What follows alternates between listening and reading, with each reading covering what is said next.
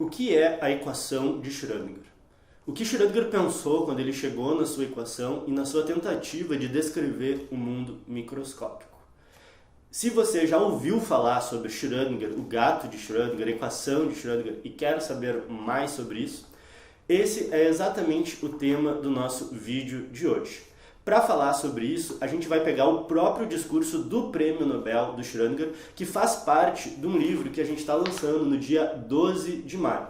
Nesse livro, nós temos os principais discursos do Prêmio Nobel, traduzidos para o português e comentados. É um trabalho que foi feito no Instituto de Física da URGS e que está sendo oferecido de forma gratuita para toda a comunidade, justamente buscando contribuir para a educação científica, para o ensino de física de uma forma geral. Se você tem interesse nisso, nessas ideias, em aprender mais sobre teoria quântica, acessa o link que está aqui na descrição para que você possa também participar do evento e receber o livro gratuitamente por e-mail. Se acha que isso pode contribuir para outras pessoas, manda também esse link para os seus amigos, nos grupos que você faz parte, para que as pessoas possam participar e também receber esse material gratuitamente. Meu nome é Nathan Lima e esse é o Reflexões Quânticas.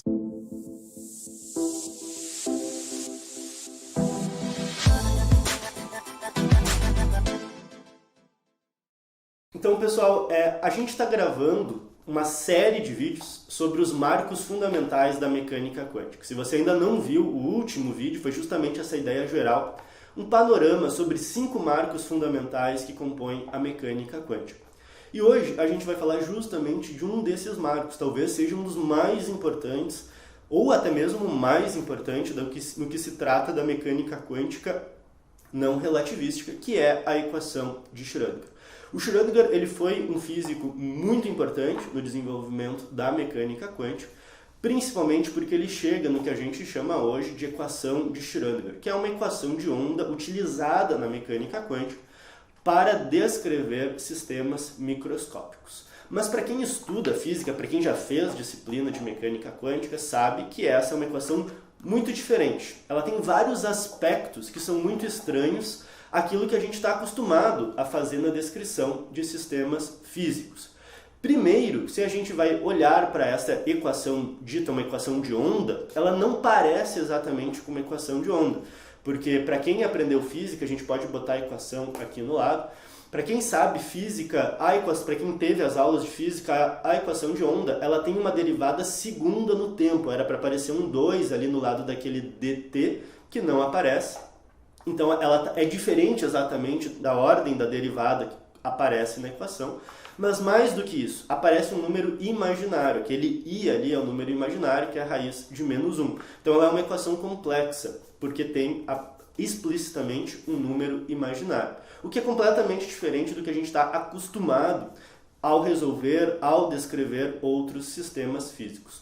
O próprio Schrödinger, quando chega na sua equação, quando chega nas soluções dessa equação, ele também estranhou o fato de ser uma equação imaginária. Existe um artigo do professor Ricardo Caram, publicado no American Journal of Physics, que justamente discute esse problema, esse conflito que o Schrödinger teve quando chegou na sua solução de onda complexa. Mas no fim ele acaba se convencendo de que precisa ser uma equação complexa, e até hoje nós temos a equação escrita dessa forma.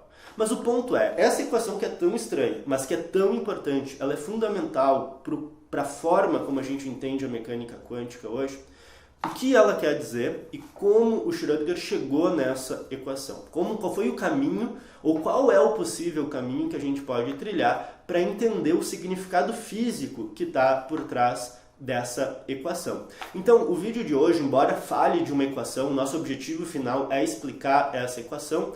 Nós não vamos focar na parte matemática propriamente, a gente não vai derivar. Nós temos artigos, inclusive, sobre a derivação da equação de Schrödinger. Se você faz física, se você estudou física, nós vamos deixar aqui os links também que mostram demonstrações possíveis da equação de Schrödinger. Mas o foco aqui é outro. O foco é, nós vamos pegar o discurso do Prêmio Nobel, que está aqui no nosso livro, que vai ser publicado no dia 12 de maio e vai ser oferecido gratuitamente, como parte do nosso compromisso, do nosso trabalho de melhorar o ensino e a educação científica no Brasil.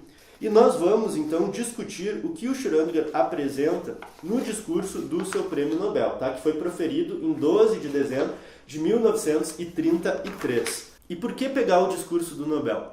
Porque nesse discurso, o Schrödinger está falando para uma plateia que é completamente ampla e diversa. Não são só físicos que estavam assistindo. Então, quando o físico recebe o Nobel e ele vai fazer o seu discurso, ele tem que fazer o esforço de traduzir a sua pesquisa, os seus achados, para essa plateia que é totalmente diversa. Então a gente encontra as ideias dele. Primeiro, de primeira mão, é o próprio cientista falando o que ele imaginou. Não é já uma interpretação, é o próprio cientista, mas numa linguagem que é acessível, que é bastante conceitual, e o próprio Schrödinger faz um esforço de trazer imagens concretas para a gente tentar entender o que ele pensou quando chegou na equação. Então essa é uma fonte muito útil para quem quer entender mecânica quântica. Mesmo para quem fez as disciplinas, sabe resolver a equação, entende como se chega nas soluções, muitas vezes a gente fica com a dúvida sobre o que é a equação, o que ela significa e como se chega nessa equação. E é justamente isso que a gente vai trabalhar. E para quem não é físico, então essa também é uma oportunidade única, porque o discurso do Schrödinger, ele permite justamente entender o que está por trás dessa equação com uma linguagem concreta, acessível, e que faz a gente então entender o percurso da descoberta, o percurso do achado que o Schrödinger desenvolveu para chegar numa equação que é tão importante para a mecânica quântica. Qual que é o nosso ponto de partida? Vai ser o próprio ponto de partida do Schrödinger. A gente vai descrever primeiro o mundo clássico. O Schrödinger faz esse esforço no seu discurso. Vamos olhar para a física clássica e entender certas relações que aparecem lá. E depois a gente vai tentar trazer isso para olhar para o mundo microscópico. Então, qual que é o ponto de partida? Se a gente olhar aqui, e vamos ampliar a figura aqui na imagem, o Schrödinger, a primeira imagem do discurso dele é justamente uma luz passando por duas lentes, que seria aqui o que ele fala é de um telescópio. Então imagina qualquer instrumento óptico, pode ser até o óculos, ou um telescópio, um microscópio, você tem uma luz passando por lentes. E quando a luz passa por essas lentes, ela muda de direção. Como que a gente representa isso? A gente representa um raio de luz. É uma linha muito bem definida que está passando por uma certa direção. Quando ela chega nessa lente, ela troca de direção e vai por um outro caminho. Esse processo de mudar de meio e mudar de direção é o que nós chamamos de refração. E a gente pode descrever por meio desse caminho, desse raio luminoso. Isso é muito interessante para a mecânica quântica, por quê? Vejam que esse raio, ele determina como se fosse uma trajetória linear muito bem determinada para a luz. Como se a luz estivesse, de fato, percorrendo uma trajetória bem definida no espaço. E aí a gente vê as trocas de direção desse raio de luz, dessa trajetória. Como que a gente descreve isso matematicamente? Tem um princípio físico que está por trás dessa descrição da mudança de direção. A gente pode matematizar isso, escrever um princípio matemático mais fundamental que descreve então como que a luz troca de direção. Esse princípio é o princípio de Fermat. O princípio de Fermat diz que o caminho, a trajetória percorrida por esse raio de luz vai ser de tal forma que o tempo necessário para a luz chegar entre dois pontos vai ser o menor possível. Isso é o que a gente chama de um princípio de minimização. A gente tem lá uma descrição matemática para o tempo que a luz tem que percorrer, o tempo que ela demora para percorrer uma trajetória, e esse tempo é o menor possível. A trajetória da luz vai ser sempre essa, a que minimiza o tempo necessário para ela passar entre dois pontos. E aí o próprio Schrödinger comenta, isso ok, a gente consegue chegar nas equações da física que descrevem esse movimento do raio de luz. Mas parece bastante obscuro. Por que a luz deveria minimizar o tempo? Por que esse é o princípio físico real, que está por trás dessa lei, desse princípio de Fermat? Veja que o princípio de Fermat ele não é explicativo, ele é descritivo. A gente sabe que a luz minimiza o tempo. Mas por que ela faz isso? O que está por trás que justifica essa descrição da trajetória minimizar o tempo? Para explicar isso, a gente precisa recorrer a uma descrição ondulatória. Se a gente descreve a luz como um conjunto de ondas, não imagina mais o raio. O raio de luz está apontando para onde a luz está se movendo. Mas eu imagino que esse raio é só uma representação matemática. Por trás desse raio, na verdade, existe uma onda que está se movendo no espaço. A gente chama isso de uma frente de onda que está percorrendo o espaço e que vai trocar de meio quando passa, então, por esse instrumento óptico. Quando a gente explica a luz como uma frente de onda, a gente consegue explicar o princípio de Fermat, ou pelo menos entender ele fisicamente. Por que a luz troca de direção quando muda de meio? Porque em cada meio, essa onda tem uma velocidade diferente. Então, quando a luz está chegando com um certo ângulo nessa mudança de meio, o que vai acontecer é que parte da frente de onda já mudou de meio e outra parte ainda não mudou. Então, se esse meio é mais rápido e a onda chega então nesse meio, ela vai começar a andar mais rápido nesse meio e muda, então, a direção da frente de onda. A mesma coisa se esse outro meio, a luz anda mais devagar. Então, isso vai fazendo com que a angulação dessa frente de onda mude ao trocar de meio. E o raio é só uma representação matemática. Esse raio de luz ele é só perpendicular à frente de onda. Então, o que o Schrödinger começa discutindo no seu prêmio Nobel é o seguinte: a representação do raio da trajetória retilínea é uma representação matemática, é uma abstração. Do ponto de vista físico, o que existe de real é a frente de onda, para o caso da luz. O que existe é uma onda que está se movendo no espaço, mudando de velocidade e, portanto, mudando de direção. Então vejam que a descrição da trajetória poderia lembrar a trajetória de uma partícula, porque tu tem ali uma linha reta se movendo. Podia imaginar que é uma bolinha andando em linha reta e trocando de direção. Então o raio de luz, ele representaria uma visão corpuscular, de partícula. Só que tem uma descrição um pouco obscura. Por que essa partícula troca de direção? A gente só explica isso quando traz a explicação ondulatória da frente de onda. Então vejam que a descrição corpuscular ela não é oposta à descrição ondulatória. Elas são complementares. Quando eu faço a trajetória da luz pelo princípio de Fermat, eu obtenho o resultado correto. Mas quando eu explico do ponto de vista ondulatório, eu justifico de forma física, concreta, o princípio de Fermat. Eu consigo entender fisicamente o que está por trás. Então, por trás da descrição corpuscular, o Schrödinger se dá conta que tem uma explicação ondulatória. É essa onda real que justifica o princípio de Fermat. Até onde essa analogia funciona? Simplesmente no mundo mais macroscópico, ou seja, quando os aparatos experimentais são muito maiores do que o comprimento de onda. Se eu passo a fazer um experimento em que, por exemplo, tem uma fenda e a luz vai passar por essa fenda, e a fenda é da ordem de grandeza do comprimento de onda, aí começam a aparecer fenômenos que não são mais retilíneos. Fica difícil descrever esse fenômeno por meio de uma trajetória retilínea. E aí, obrigatoriamente, eu preciso usar a descrição ondulatória. Isso é o que acontece no caso da difração e da interferência, por exemplo. Eu não consigo explicar só com uma visão corpuscular. Eu preciso da visão ondulatória para descrever o fenômeno da difração. Então, o que o Schrödinger constata? Qual é a conclusão?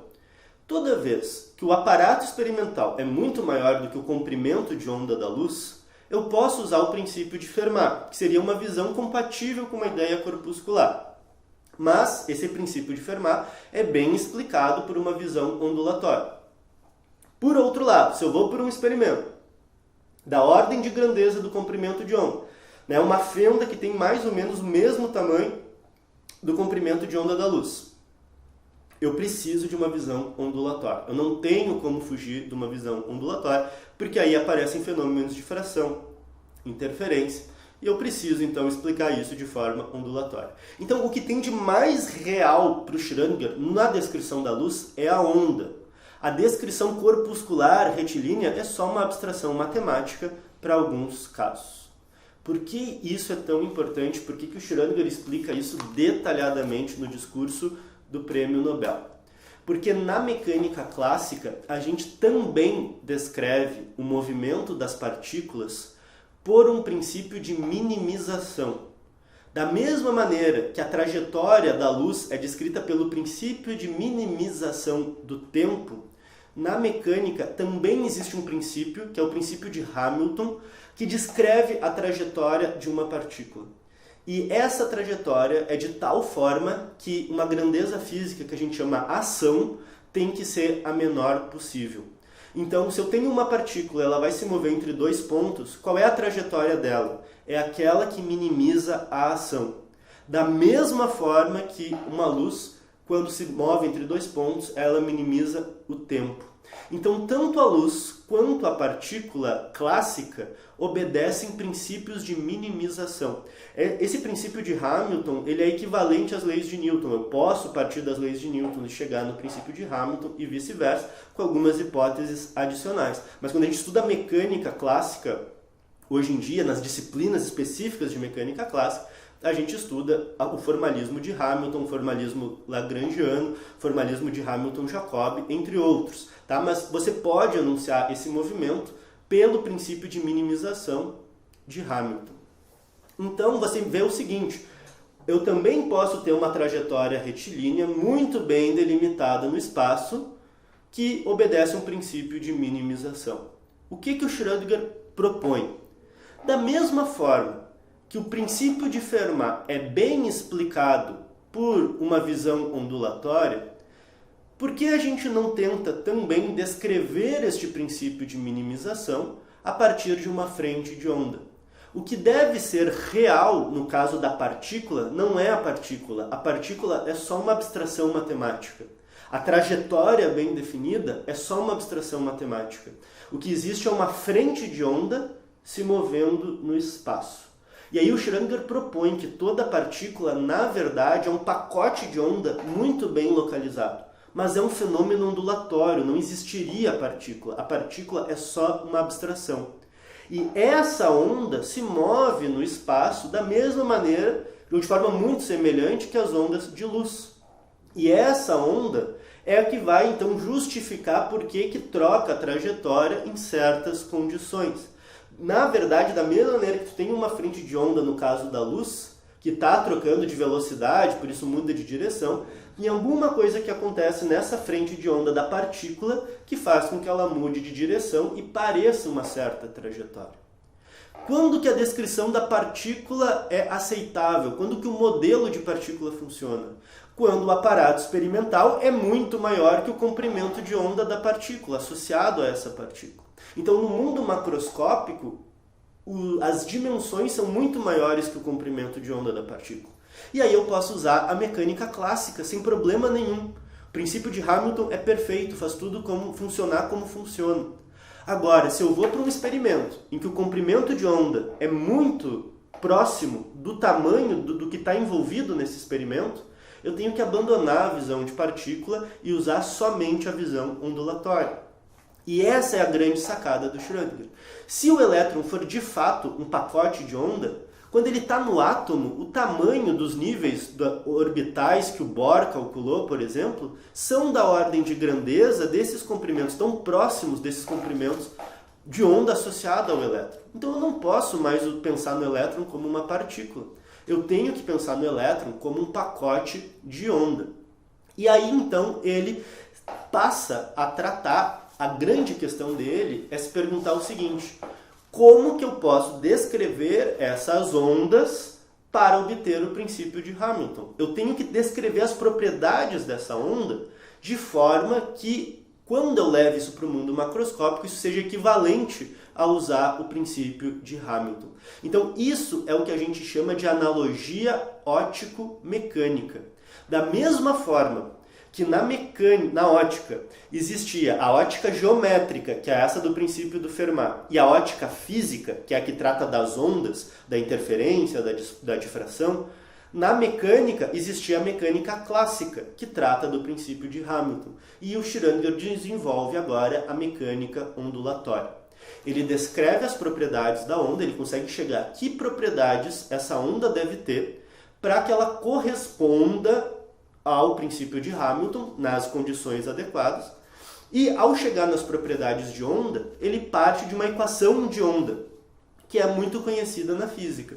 E aí ele substitui as propriedades dessa onda nessa equação de onda clássica e com algumas manipulações, que não é o foco do vídeo aqui. Se alguém quiser, deixa aqui nos comentários que a gente pode fazer um vídeo bem matemático para mostrar a derivação da equação de Schrödinger, mas basicamente ele acha essa onda, as propriedades dela, substitui na equação, trabalha nela matematicamente e chega numa equação de onda, que é a equação de Schrödinger.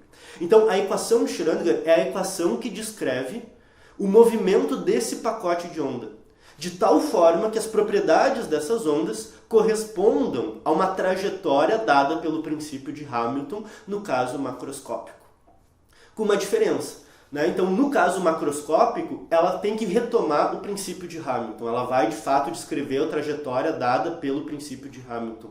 Mas, quando o aparato experimental, quando a situação física for da ordem de grandeza desse comprimento de onda, daí eu preciso realmente resolver a equação ondulatória, eu não posso fugir. Então imaginem um elétron no átomo de hidrogênio. Eu não vou usar o princípio de Hamilton, eu vou ter que resolver a equação de onda porque é um fenômeno ondulatório. O Schrödinger faz isso e ele consegue mostrar que os níveis de emissão, ou seja, as energias que são emitidas pelo átomo de hidrogênio, batem exatamente com o resultado experimental. Então ele consegue calcular, usando a sua equação, quais são os níveis de energia do átomo de hidrogênio, quais são as transições possíveis. E isso é compatível com os dados experimentais. Então ele mostra que, ao pensar no elétron como um pacote de onda, ele consegue efetivamente chegar nos níveis de energia do átomo de hidrogênio. Vejam como isso é poderoso. A derivação dele parte de uma analogia óptico-mecânica, totalmente abstrata, pensando, né, nessas imagens que ele produz sobre refração, sobre Fermat, sobre o princípio de Hamilton. E com essa visão, ele consegue chegar exatamente nos níveis de energia do átomo de hidrogênio. Isso é um grande resultado experimental e que corrobora de forma muito forte a proposta de Schrödinger. E isso é uma coisa muito importante da gente ressaltar sobre o fazer científico. Vejam que o fazer científico ele envolve um grande grau de abstração, de desenvolvimento matemático, de criatividade. Mas sempre tem que ser ancorado, lastreado nos dados experimentais. De nada adiantaria fazer toda essa elaboração, toda essa proposta, todas as conjecturas e no final não bater com os resultados experimentais. Então isso é muito importante para quem está aprendendo sobre mecânica quântica e ouve falar sobre mecânica quântica. Uma pergunta que a gente sempre tem que se fazer é: quais são os dados experimentais que corroboram, que fortalecem essa proposta? Porque a nossa mente pode ser tão criativa quanto a gente quiser, pode propor um monte de teoria, um monte de proposta. Agora, essas propostas batem com os dados experimentais? Essas propostas estão ancoradas em resultados que a gente realmente consegue obter e verificar? Isso é fundamental. Então, o Schrödinger poderia ter elaborado isso e não ter obtido nada que fosse relevante, mas não. Ele parte de uma proposta criativa, então vejam que a ciência ela é uma prática criativa, ele reconhece essa analogia, propõe, constrói matematicamente, elabora ela e no final ele confronta com dados experimentais. E os dados experimentais batem com a sua proposta teórica. E isso é muito forte para que a equação de Schrödinger ganhasse o status que ela tem hoje. Ele não resolve só isso, ele resolve vários outros casos. Isso tudo acontece em 1926. Ele resolve muitos casos, descreve várias situações. Uma das situações que ele descreve é o chamado oscilador harmônico quântico. Tá? Então, o oscilador harmônico ele é um dos sistemas físicos mais clássicos. É o sistema massa-mola, né? Para quem lembra lá da física do ensino médio, é um sistema massa-mola. Então, tu imagina que tem ali uma partícula que está submetida a um potencial parecido de uma mola, semelhante ao de uma mola. Quais são as soluções? Quando a gente descreve as soluções desse oscilador harmônico quântico, vai obter justamente o pulso de onda, que se vocês observarem aqui, isso não está no discurso do Nobel, mas está num dos artigos dele de 26, que é justamente o símbolo aqui do reflexões quânticas. Tá? Então, esse pulso que vocês estão vendo aqui ondulatório é justamente o formato de um pacote de onda se movendo para um lado para o outro dentro de um oscilador harmônico, como se fosse um sistema massa-mola quântico. Tá? Então tu vê que tem essa ondulação mais rápida e tem um pacote ao redor, uma envoltória, um envelope, que representa esse elétron indo para um lado e para o outro. Então vejam que para o Schrödinger, qual é o ponto principal? Não existem partículas, o que existem são ondas. O que é real é esse pacote de onda que está se movendo pelo espaço.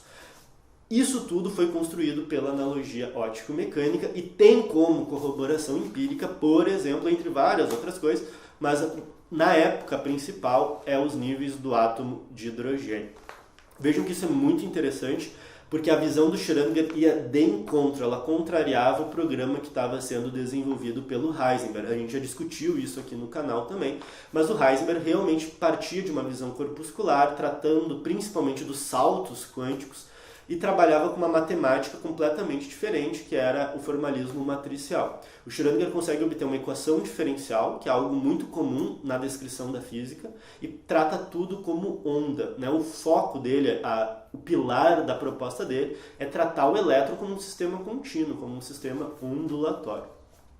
Devemos ressaltar algumas coisas. Isso é o que o Schrödinger defende, tá? Isso é o que está, por exemplo, no discurso do Prêmio Nobel. É essa concepção que ele está defendendo para a mecânica quântica. Tudo é feito de ondas, tudo pode ser escrito como um pacote de ondas.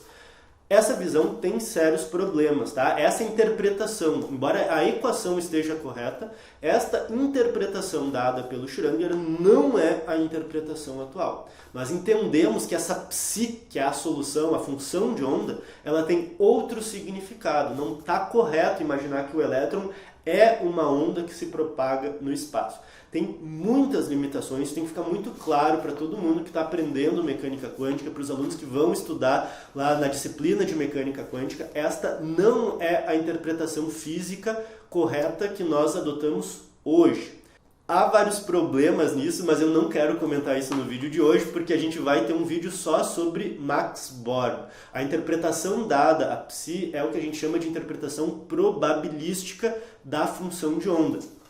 E lá nesse vídeo a gente comenta quais são os problemas da função de onda e qual é a interpretação correta. Por que não dá para adotar essa visão do Schrödinger e por que a gente deveria pensar numa interpretação probabilística, tá? Mas também devo ressaltar o seguinte: a ciência é feita de controvérsias e de disputa. O Schrödinger defendeu sua visão ondulatória, o Max Born vai defender uma visão probabilística, que vai acabar saindo hegemônica e vencedora até hoje, mas o Schrödinger sempre defendeu a sua visão ondulatória. Ele e de Broglie, por exemplo, nunca aceitaram essa visão probabilística. O próprio Einstein se opôs a essa visão probabilística. E eles defenderam por muito tempo que se tivesse uma interpretação realmente física para essa função de onda. Não é a interpretação que temos hoje, mas vejam que mesmo Schrödinger nunca quis abandonar a sua interpretação original sobre o elétron ser, na verdade, um conjunto de ondas. Isso abre de novo o problema das interpretações. Já tem um vídeo aqui falando sobre diferentes interpretações da mecânica quântica. Uma interpretação é a interpretação puramente ondulatória, que é justamente essa visão do Schrödinger. Então, gente, por hoje era isso. Espero que isso tenha ajudado a entender um pouquinho melhor os marcos da mecânica quântica. Se você tem mais interesse, se inscreve aí no canal, segue a gente no Instagram, participa do lançamento. E se acha que isso pode contribuir com outras pessoas, manda aí para os seus amigos, colegas, que vai ser muito bom a gente aumentar essa comunidade e discutir mais sobre como a física tem se desenvolvido. Por hoje era isso, até mais!